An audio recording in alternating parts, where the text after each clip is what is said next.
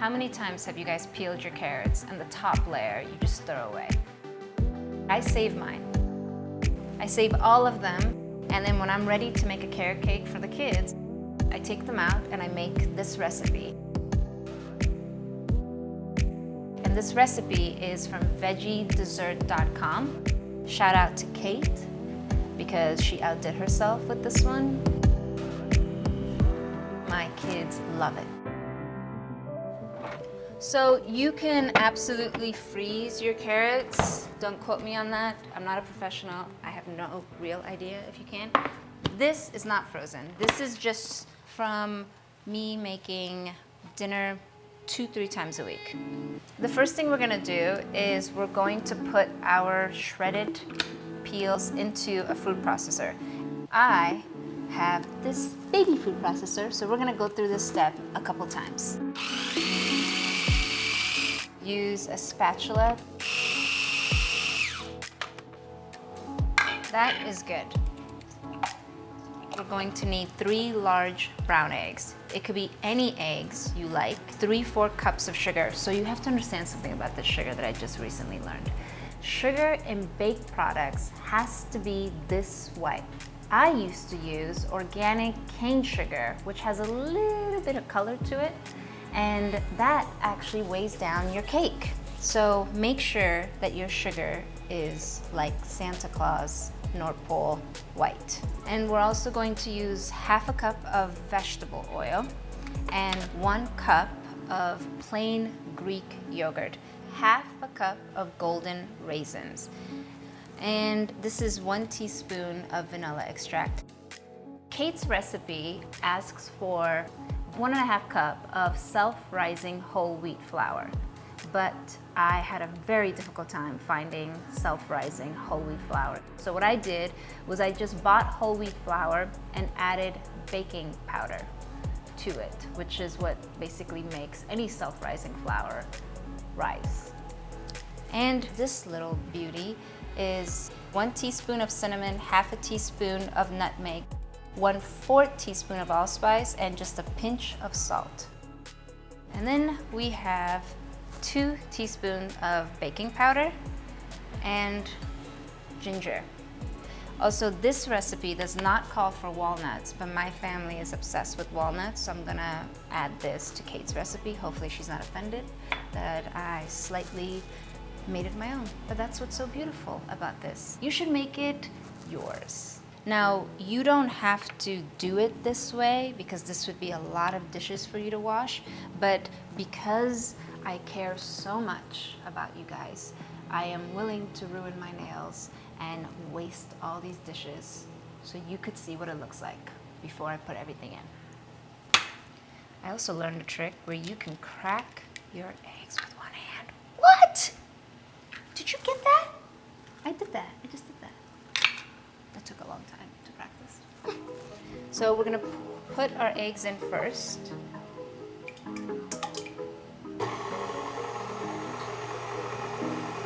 So at this point, I'm gonna now pour everything in together. Don't use your hands, use a spoon. Don't be like me, but I'm trying to move fast. I'm gonna bring up the speed so I could emulsify. And now just let it do its thing.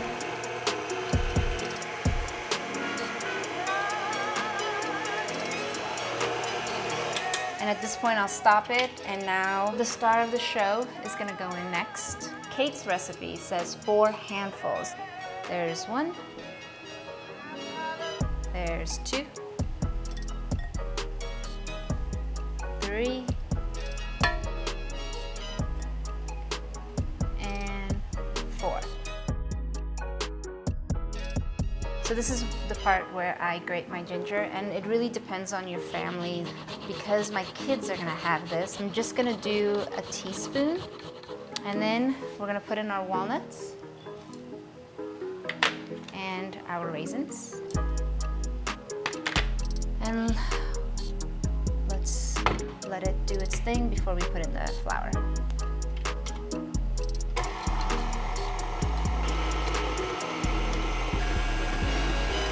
We just want to make sure it's blended in before we put in the flour. So we're going to swift our dry ingredients. And for years, I didn't know why I did this. It's just because I was watching my chef friends do it this way. But I just recently learned it's because this process makes sure that your cake or your baked goods are nice and airy. So we're gonna put in our flour. I'm gonna do it in doses. So I'll put in that much to start the process, and then slowly watch it. Make sure all the sides get mixed in. Two more.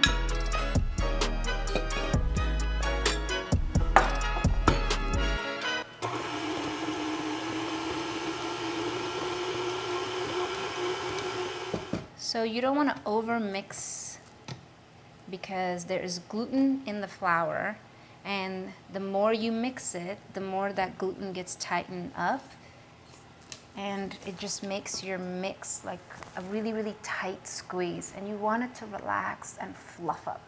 So I stop it, and this is the point where I start hand mixing it myself. And it is already pretty mixed in. You just want to make sure there's nothing in the bottom, and there isn't. See, it's all mixed in. And we're ready to pour this into our nice greased up pan. So I've never been a carrot cake girl, but I will say this, when I made this, I was actually really impressed. I was like, oh, okay, I get it. So we're gonna bake this at 350 for 45 minutes, but I would check it at 30 minutes. Always check at 30 minutes, put your toothpick in to make sure that it's moist in the middle. And then if it's not, you could always put it back. I put it in the middle.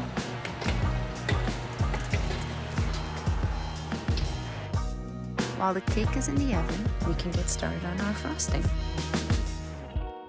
So for the frosting, we're gonna do a teaspoon of milk, a whole stick of butter, because you would be cheating yourself if you didn't use a whole stick of butter. And we have 1.5 cups of powdered sugar, my favorite kind of sugar, and a teaspoon of cinnamon, and a teaspoon of vanilla extract, the best vanilla extract you'll ever find. Sponsor me. And let's get started. Just drop that baby in there and just turn on your mixer and beat it until it gets really smooth.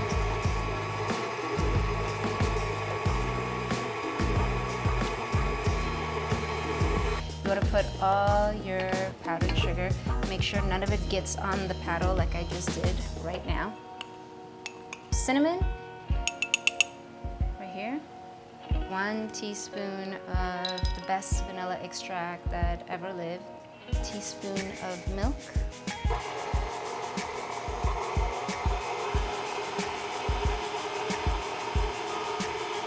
So you see how the bottom, the flour is just sitting on the bottom? So at this point I want to stop it and just make sure that the bottom flour gets in the game. You don't want to leave anybody out. That's like 1990s playground bullying. Be a little bit more progressive with your mixing. Don't be exclusive. You want to also make sure that everything from your paddle gets in there. And if you were not joining me in this little lesson, I would use my fingers, but I have a feeling that would creep some of you out, even though you're not going to be the one eating this.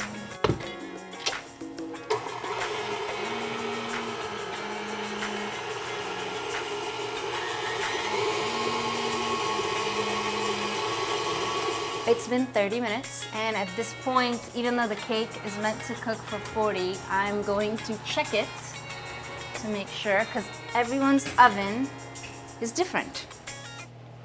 So I check with a little skewer, but you could do toothpick, whatever you like, and I check many locations, not just the middle. And when you take it out, that looks, to me, dry. But I have been told that this little wetness right here means that it's not ready. So I'll check this area. That looks like it has a little bit of this area. Yep, there's just a tad. Just a tad. Put it back in for 10 minutes.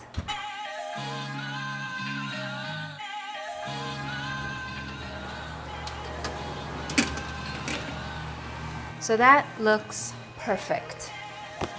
It's nice and brown on top, and I'm sure if I put my toothpick in, it'll come out completely dry.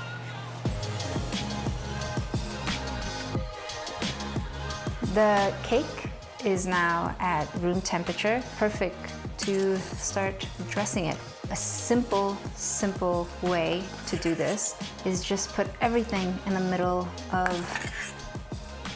your cake. And then just make an S. And again, you will look like, wow, you really know what you're doing. When in reality, you're just doodling like you're bored in social studies. Oh man, I can't get enough. This is so therapeutic. I could just sit here all day while my kids are screaming top of their lungs and just do this. Everything's all right. Life is going to be just fine. I could feel the inside moist and the outside has the perfect crisp, and you can tell by, did you hear that noise? That is my favorite part of the cake. I have my tea, which would be so weird if you didn't have tea with your sweets. It wouldn't be, I'm just being judgy. You could eat it however way you want. All right, because I told you my favorite part is the end, I don't go there. I go here. Because I want a little bit of the end. That's a big bite, but I have a big mouth.